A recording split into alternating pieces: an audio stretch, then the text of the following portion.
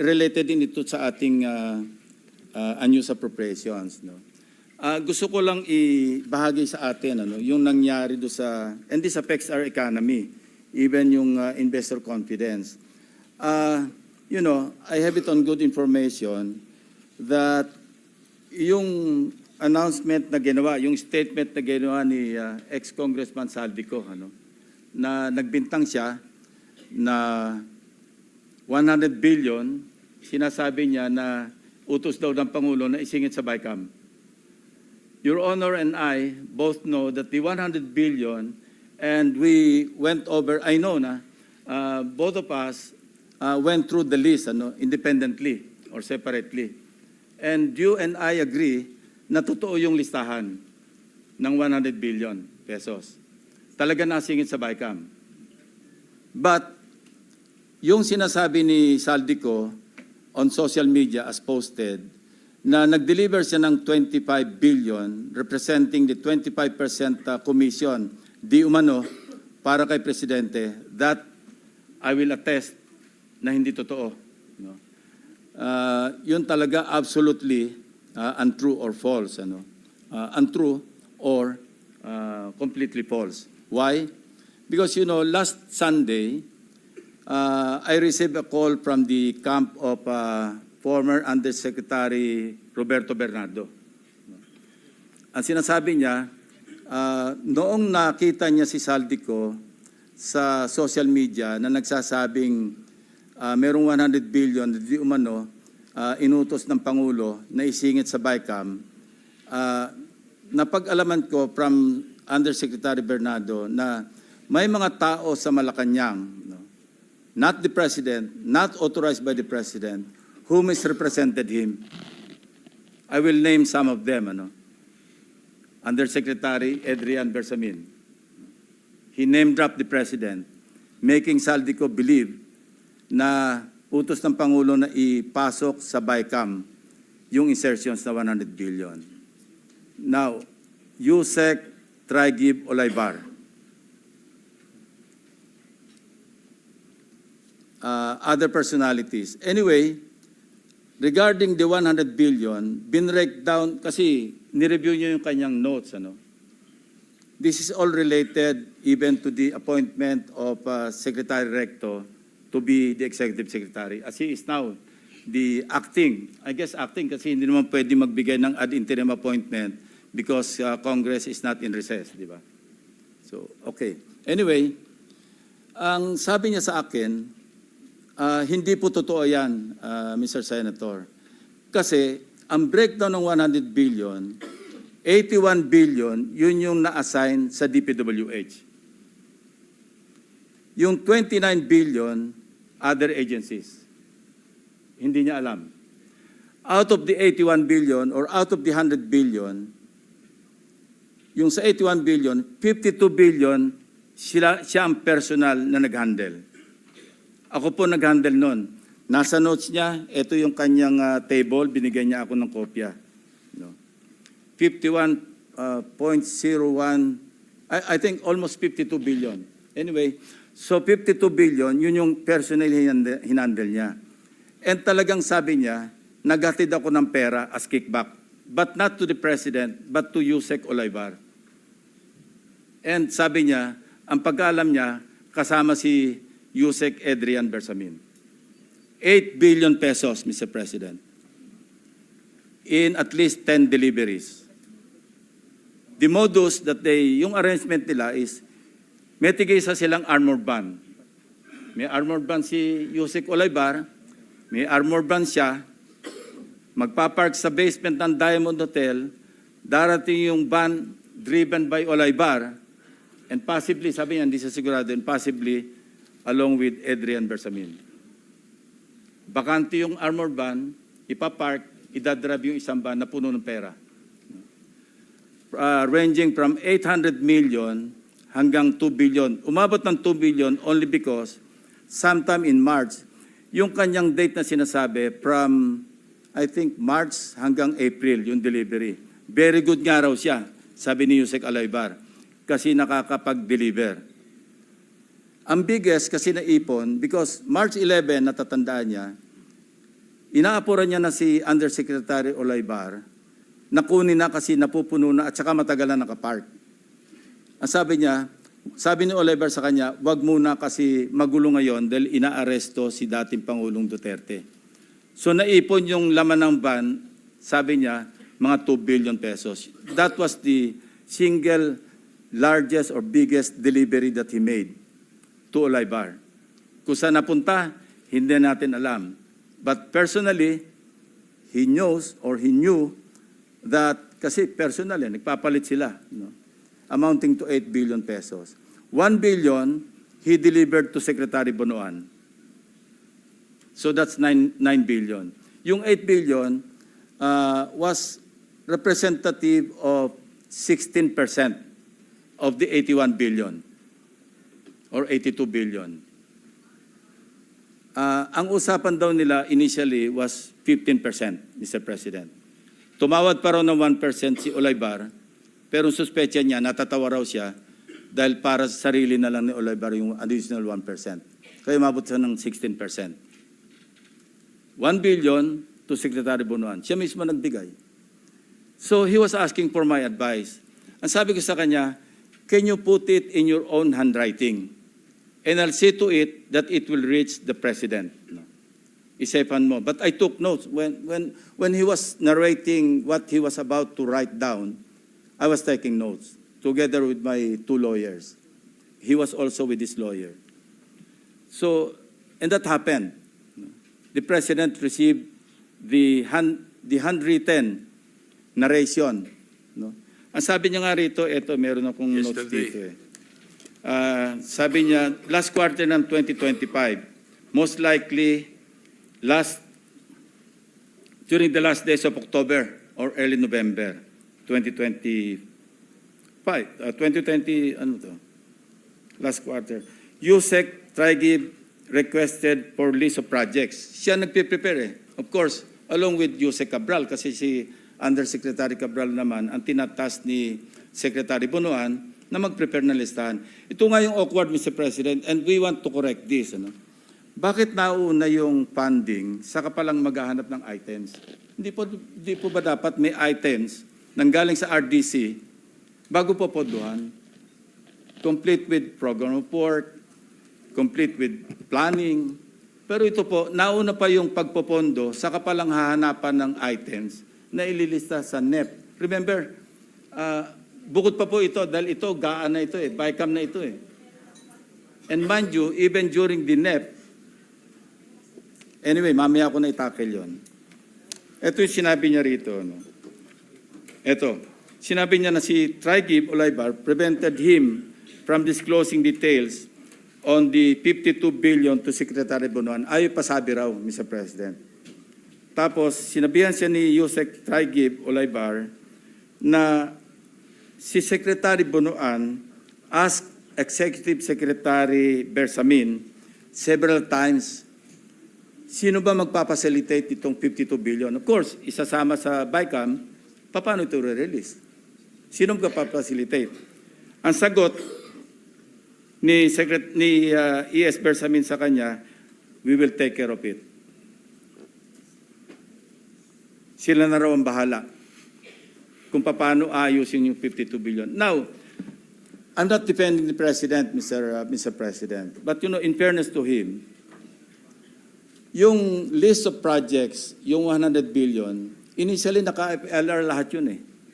Pinapatrack ko ngayon sa aking staff kung ilan yung na-release out of the items on FLR or PISARO for issuance of SARO.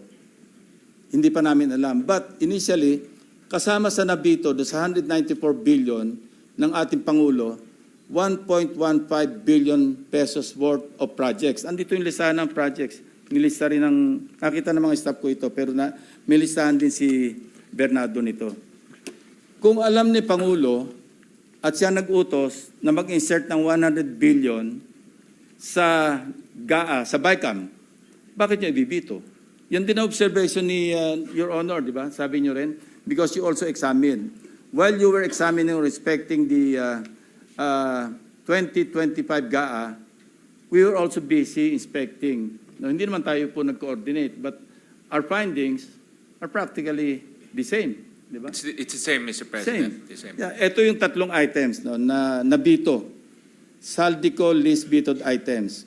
GAA Volume 1C, page 849. Construction of cruise port and facilities package, Puerto Princesa City, 250 million. 800, page 822. Construction of multipurpose building, Government Center, Barangay Gadani, Tayum, Abra.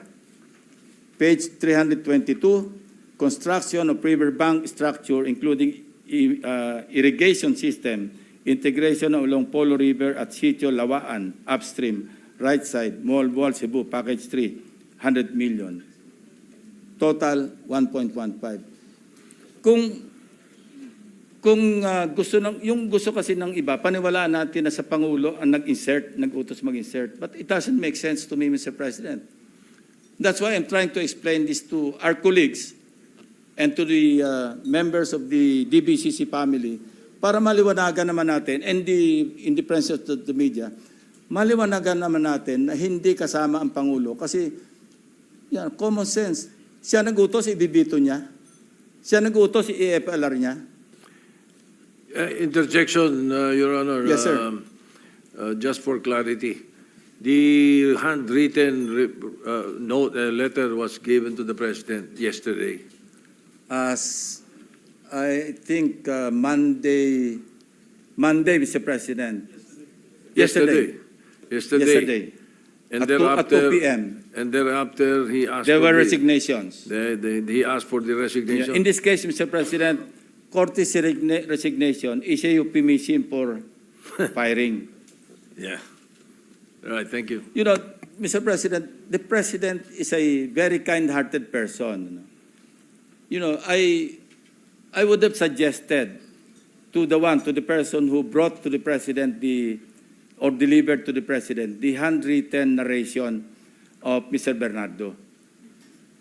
I would have suggested na tanggalin niya and then order an investigation. Otherwise, how can you insulate the President kung courtesy resignation? But that's water under the bridge because it did not happen, Mr. President. And I will still strongly suggest that an investigation is in order. Because, you cannot, just fool around and misrepresent the President of the Republic of the Philippines. No matter how kind-hearted he is, let's not take advantage. Yun po yung nakakasama ng loob. Ito pa yung aking notes, di ba? Sinabi niya, narinig niya si Saldico. Ito, I heard Saldico's statement that he delivered 25 billion to President Marcos and Speaker Romualdez, representing the commitment for the 100 billion. This could not be true because I handled the 52 billion pesos and I caused the delivery of the commitment for the 52 billion to Yusek Traigib Olaybar. Personally, Mr. President. So let this be a lesson to everyone, to all of us. Sometimes kala mo lulusot ka. Pero sooner or later, it will catch up with you. Especially if you do it habitually. Who would know that the President would include in his zona, mahiya naman kayo? Who would know that I and my staff would work after hearing the President's message on several case studies, Oriental Mindoro, First Bulacan District? Who would know that Senator Marcoleta would call for a motu proprio investigation in the Blue Ribbon Committee? Wala po nakakaalam nito. Para rin itong mga projections, wala makakapredict. These are, unpredictable variables that could explode right in our faces, and it would be too late for those responsible to repent. Ang masama rito, Mr. President, apektado yung buong bansa eh. Naglayo ang investors. Stock market is down. Yun po yung masakit dito. So, I'm appealing to our co-workers in government. I think we've reached the point na dapat isipin natin, enough is enough.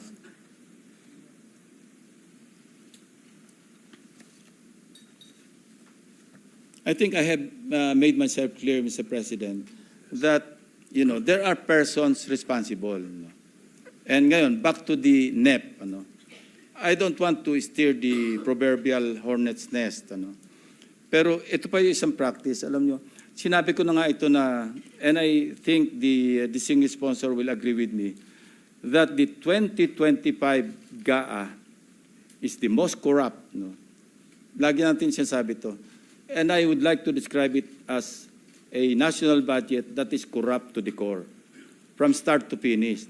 I have a document that I have also acquired. NEP pa lang, katakot-takot na po yung naka-insert. I've seen in that document, yung ilan lang ang aking babanggitin. Secretary Bonoan, allocable ito, allocable, non-allocable. SMB Batch 1, SMB Batch 2. SMB is Secretary Manuel Bonoan. Batch 2, Batch 3. Ang binanggit lang ni Yusek Bernardo, meron siyang 5 billion a year for 3 years kay Secretary Bonoan. Kaya nagkwenta kami ni Senator Kiko Pangilinan, di ba? Na 15 times 15 kasi 15%. That's 2.25 billion. I discovered in that document, aside from SMB, meron pang SMB Batch 1, I think 18.5 billion. Then there's another SMB Batch 2. Basta ang total, 25.5 billion. He's not even a legislator, Mr. President. And many more. Nakalagay, House Leadership, 143.5 billion. Of course, we also learned from the hearings na sa NEP pa lang, pag napasok, may 10% eh. And that's new to us because hindi natin alam to eh. Nalaman lang natin to sa mga hearings eh. Now, 143.5 billion. Mag-advance ng 10%. Magkano nawala sa Kaban ng Bayan? 14.35%. Write-off. Nagagaling sa mga contractors. So why would the contractors advance that much kung hindi sila siguradong sila yung mangungontrata? It sucks, Mr. President, to think na ito yung nangyayari.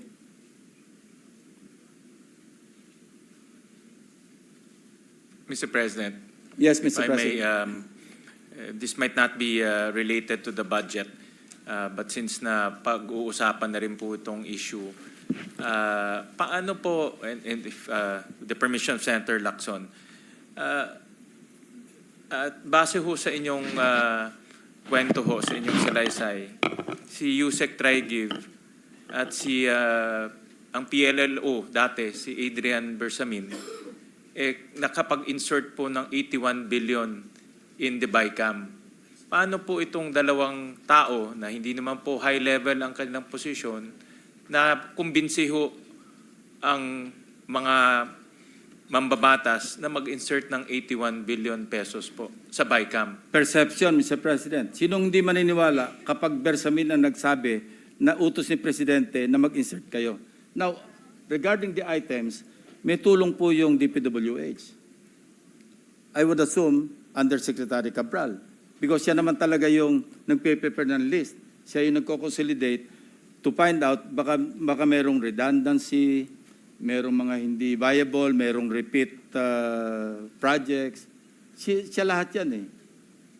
So ito yung conspiracy, Secretary Bonoan, as far as DPWH. So yung naiiwan ng, kasi 81, so meron pang tayong ina-account na 29 billion.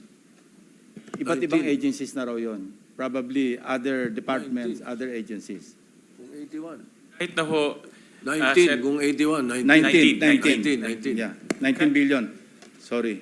sa pagkaalam ko ho sa mga ganitong proseso, marami mo hong nagbabantay. Andiyan po yung House, andiyan yung Senate, andiyan yung DBM, at 81 billion at BICAM ho, napakalaking 100 billion, Mr. President. 100 billion. Yung 81, sa DPWH lang correct. yun.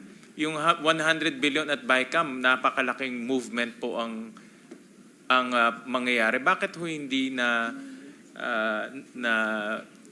i-report ho to? Mr. President, that's why I laud your effort na maging transparent hanggang BICAM.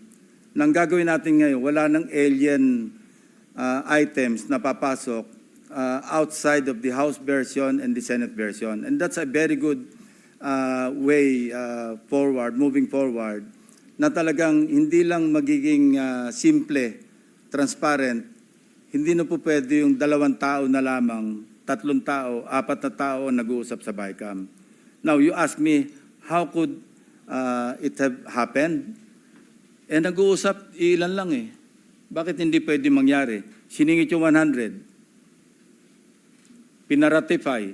Alam naman po natin, pag nag-ratify tayo, or even the members of the BICAM, sa Senate lang. Sa kapal noong ating pinipirmahan, page by page or every page, magiging kontrabida kapag inyuwi mo pa yung pinapapirmahan sa atin. Mahihiya ka kasi ikaw lang hinihintay. Without reading, we would sign. But times are different now, Mr. President, and we fully trust you because of, what you have done so far. Lahat kami naniniwala na pag pinapirmahan mo sa amin yung BICAM report, assuming na member ako ng Bicameral Conference Committee ng Senate panel, and even the BICAM report for ratification, ako with you there, I will sign it without reading.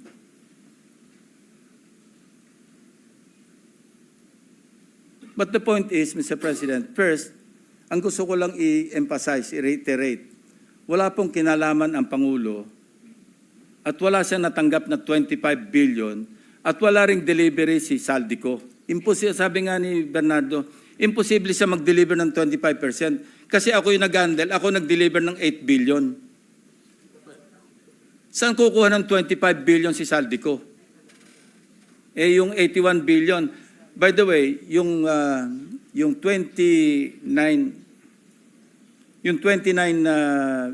billion na kasi 81 minus 52, hindi ba? Yun daw, ang nag-asikaso rin noon, si Tragib Olaybar, along with Secretary Bunuan and the others, rumekta na sa mga kontraktor, rumekta na sa mga RD, rumekta na sa mga DE. Hindi na niya napakailaman. Ang nahandle niya lang daw, 52 billion pesos worth of projects ng DPWH. Kasi the rest, 19 other agencies. Out of the 81, yung remainder, Olaybar again, along with Bunuan, hindi dumaan sa kanya. That's how the syndicate worked, Mr. President. Mr. President, kino-confirm ko, hindi ho kami nag-usap ni Senator Lacson.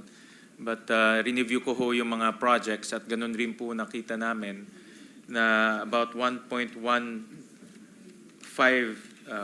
billion 150 Yeah. ang na veto po ng Pangulo. So yun rin po yung akin na isipan kung ito po ay manggagaling sa kanya, bakit naman niya i-veto to? At nakita rin ho namin yung mga, may tinignan din ho yung mga list of contractors ho doon.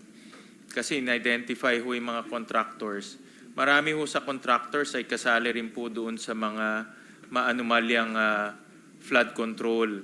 Nakita ho namin na nandiyan po sila Alpha and Omega General Contractor, ito po yung Diskaya. Si Wawaw Builders, nandiyan rin po. Si Legacy Construction na pinatawag natin dito, QM Builders. So ang ibig sabihin nitong mga contractors na nakita natin sa flood control, present rin dito sa 81 billion worth of projects. So, well, thank you, Senator Lacson, for your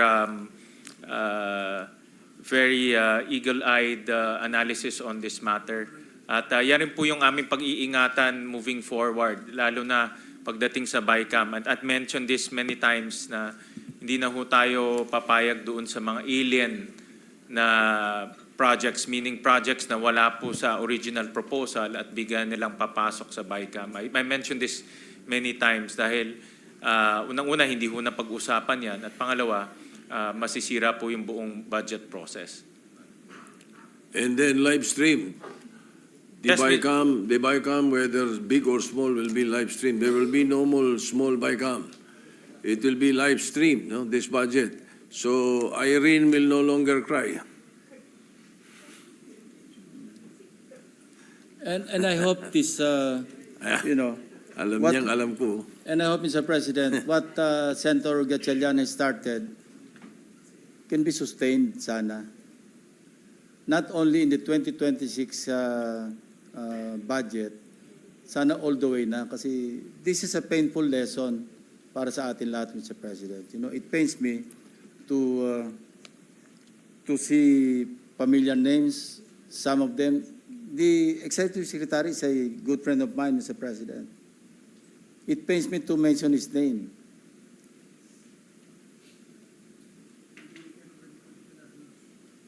Yeah. Anyway, Mr. President, may I ask for a few minutes suspension? Natutuyo na naman yung lalamunan ko. Yes, sir. Okay, it's I will continue my interpellation na afterwards. Maybe if there's, all right. Just a few minutes, okay. kung merong ibang colleagues who wants, among our colleagues who may want to Well, take over based on first. the schedule, you're the last one to As for a the DBCC. DBCC. Huh? Rafi Tulfo is coming down. Okay. So in the meantime, session is suspended for a few minutes.